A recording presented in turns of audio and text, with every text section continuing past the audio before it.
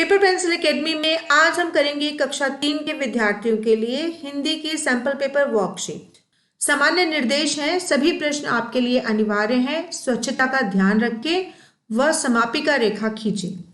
बढ़ते हैं अपने पहले प्रश्न की तरफ। हमारा पहला प्रश्न है, वाक्य के कितने अंग होते हैं? तो बच्चों, वाक्य के अंग होते हैं 1, 2 या 3। ये 3 विकल्प आपके समक्ष प्रस्तुत हैं। तो वाक्य के अंग होते हैं 2, उद्देश्य और विधेय।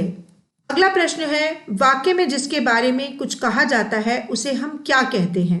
और विकल्प के तौर पर आपके पास लिखा हुआ है, उसे उद्देश्य कहते हैं, उसे विधेय कहते हैं या वाक्य के अंग कहते हैं। तो बच्चों, वाक्य में जिसके बारे में कुछ कहा जाता है उसे हम कहते हैं वाक्य का उद्देश्य। अगले प्रश्न की तरफ बढ़ते हैं। प्रश्न 3, वाक्य किसे कहते हैं? और यहाँ पर उत्तर के तौर पर विकल्प दिए हैं आपके पास 2। पहला विकल्प है, सार्थक शब्दों का ऐसा समूह जिसका कोई अर्थ निकलता हो उसे वाक्य कहते हैं। दूसरा विकल्प है, शब्दों के समूह को वाक्य कहते हैं। तो बच्चों, किसी भी शब्दों के समूह को हम वाक्य नहीं कहते, बल्कि सार्थक शब्दों का एक ऐसा समूह जिसका कोई अर्थ निकलता हो, हम उसी को वाक्य कहते हैं। तो विकल्प 1 आपका सही उत्तर होगा। प्रश्न 4 की तरफ बढ़ते हैं। प्रश्न 4 है, सही वाक्य चुनो। और यहाँ पर आपको 3 वाक्य दिए गए हैं। बहुत ही ध्यान से आपको तीनों वाक्यों को पढ़ना है और जो वाक्य आपको सही लगता है उसका चुनाव करना है। पहले वाक्य में लिखा है, दौड़ चूहा रहे हैं। क्या यह वाक्य सही है? क्या दौड़ चूहा रहे हैं ठीक लिखा हुआ है? दूसरा वाक्य है, रमन तैर रहे हैं। क्या रमन तैर रहे हैं सही लिखा हुआ है? तीसरा वाक्य है, बाग में हरियाली है। क्या यह वाक्य ठीक है? जी हाँ बच्चों, यह वाक्य बिल्कुल ठीक है और इस वाक्य में कहीं पर कोई भी गलती नहीं है। आगे बढ़ते हैं। प्रश्न 5 है, विधेय किसे कहते हैं? और उत्तर के तौर पे दिए गए हैं आपको 3 विकल्प। उद्देश्य के बारे में जो कुछ भी कहा जाता है हम उसे विधेय कहते हैं। दूसरा विकल्प हमें कह रहा है कि उद्देश्य के बारे में जो कुछ नहीं कहा जाता है हम उसे विधेय कहते हैं। और तीसरा विकल्प हमसे कह रहा है कि उद्देश्य में जो कहा जाता है उसे हम विधेय कहते हैं। तो बच्चों, एक वाक्य के 2 भाग होते हैं, उद्देश्य और विधेय। और विधेय हम कहते हैं उस सभी को जो हमें उद्देश्य के बारे में बताता है। तो इसके तौर पे विकल्प 1 हो गया आपका सही उत्तर। उद्देश्य के बारे में वाक्य में जो भी कुछ कहा जाता है उसे हम विधेय कहते हैं, या आप कह सकते हो कि विधेय में उद्देश्य के बारे में बात की जाती है। प्रश्न 6 है, गलत वाक्य चुनो। और यहाँ पर फिर आपको 3 विकल्प दिए हैं। आपको बहुत ध्यान से सभी विकल्प पढ़ने हैं क्योंकि यहाँ पर आपको चुनाव करना है गलत वाक्य का। बहुत ही आसान क्वेश्चन है। पहला विकल्प दिया हुआ है, कुत्ता भौंक रहा है। यह वाक्य तो बिल्कुल ठीक है। दूसरा विकल्प है, सरला किताब पढ़ रही है। यह वाक्य भी बिल्कुल ठीक है। तीसरा विकल्प है, वे आम खा रहा है। यह वाक्य गलत है क्योंकि यहाँ पर वे नहीं आना चाहिए। क्या आना चाहिए? वह आम खा रहा है। तो यही होगा इस प्रश्न के लिए आपका सही उत्तर, क्योंकि इस प्रश्न के लिए आपको गलत वाक्य का चुनाव करना है। आगे बढ़ते हैं। प्रश्न 7, निम्नलिखित वाक्यों में से उद्देश्य और विधेय अलग अलग करके लिखो। उद्देश्य और विधेय दोनों हमें अलग अलग करने हैं। अब हम देखते हैं वाक्य क्या है। सुधा पुस्तक पढ़ती है। तो बच्चों, यहाँ पर बात हो रही है सुधा की, तो सुधा है हमारा उद्देश्य और उद्देश्य के बारे में जो कुछ भी कहा जाता है वह सब हो जाता है हमारा विधेय। तो पुस्तक पढ़ती है हो जाएगा हमारा विधेय। उसी तरह से रजत आम खाता है। यहाँ पर बात हो रही है रजत की, तो रजत हुआ उद्देश्य और आम खाता है हो जाएगा विधेय। अगला सेंटेंस है, माँ खाना पका रही है। इस सेंटेंस में माँ उद्देश्य है और खाना पका रही है हो जाएगा हमारा विधेय। अगला वाक्य देखते हैं, मीरा नाचती है। यहाँ पे मीरा है हमारा उद्देश्य और नाचती है विधेय। आपको ध्यान है ना कि उद्देश्य के बारे में जो भी कुछ कहा जाता है वह सभी विधेय होता है। आगे बढ़ते हैं। प्रश्न 8 है, नीचे कुछ शब्द दिए गए हैं, उनमें जो क्रिया नहीं है उस पर घेरा लगाओ। तो चलिए जल्दी से देखते हैं कुछ शब्द। विकल्प 1 में लिखा हुआ है, पढ़ना, लिखना, झूलना, संगीता। तो यहाँ पर जो संज्ञा नहीं है उसे हमें घेरा लगाना है। तो इसके लिए जरूरी है कि आपको पता होना चाहिए कि क्रिया किसे कहते हैं।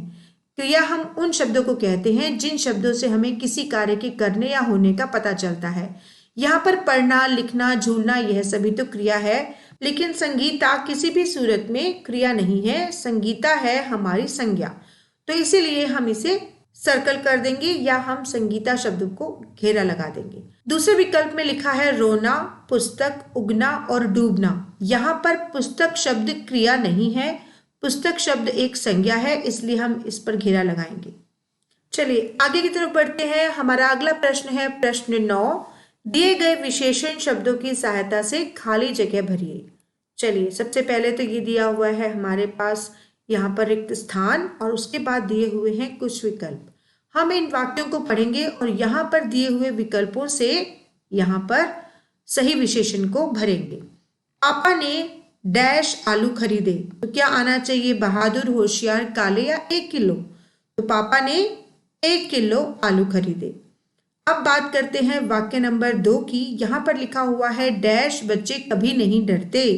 कौन से बच्चे कभी नहीं डरते? जो होते हैं बहादुर। तो क्या आएगा? बहादुर बच्चे कभी नहीं डरते। रेशमा एक डैश लड़की है। रेशमा एक होशियार लड़की है। तो यहाँ पर हम लिखेंगे होशियार विशेषण के तौर पे। अगला वाक्य है मेरे बाल डैश हैं। मेरे बाल काले हैं, तो यहाँ पर काले आएगा। मेरे बाल काले हैं। चलिए आगे की तरफ बढ़ते हैं। प्रश्न नंबर 10, क्रिया किसे कहते हैं? और उत्तर के तौर पे आपको फिर से 2 विकल्प दिए गए हैं। बहुत ही ध्यान से आपने इन विकल्पों को पढ़ना है। पहले विकल्प में लिखा हुआ है जिन शब्दों से किसी काम के ना होने का पता चले उसे क्रिया कहते हैं। क्या यह सही है? दूसरा विकल्प पढ़ते हैं जिन शब्दों से किसी काम के करने या होने का पता चले वे क्रिया कहलाते हैं।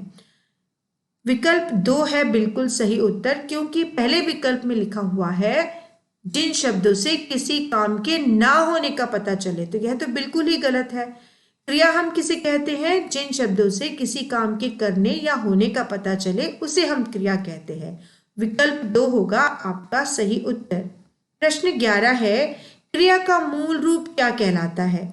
और उत्तर के तौर पे आपको फिर से 3 विकल्प दिए हैं, संज्ञा, धातु या फल। तो बच्चों क्रिया का मूल रूप कहलाता है धातु। जैसे पढ़, लिख, ये धातु है, इनके साथ ना आप जोड़ देंगे तो हो जाएगा पढ़ना, लिखना और क्रिया बन जाएगी। चलिए आगे बढ़ते हैं।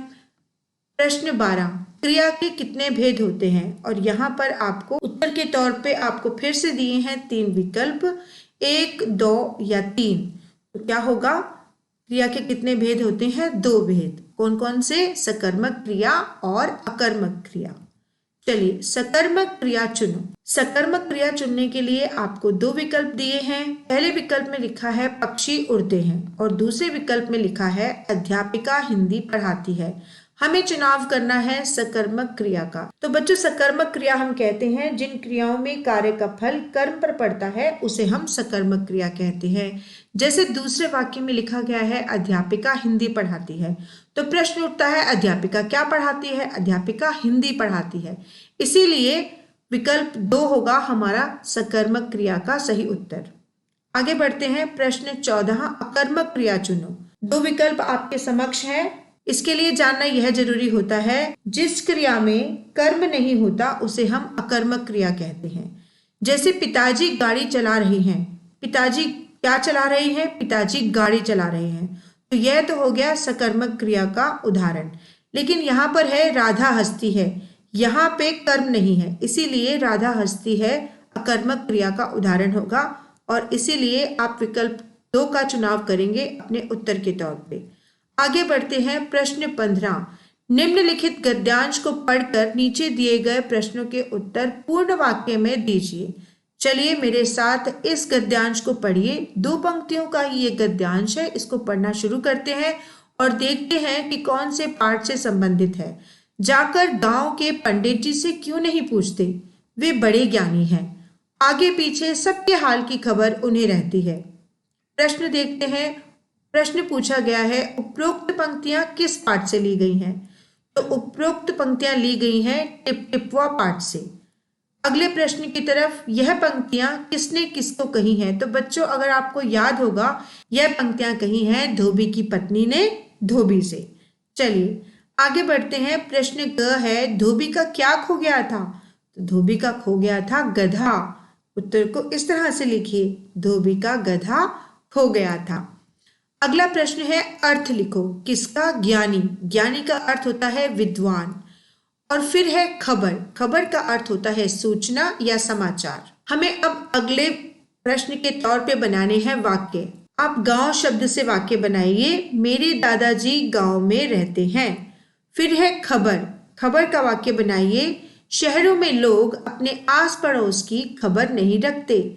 आप इन दोनों वाक्यों के अलावा अपने आधार पर भी कोई भी वाक्य बना सकते हैं।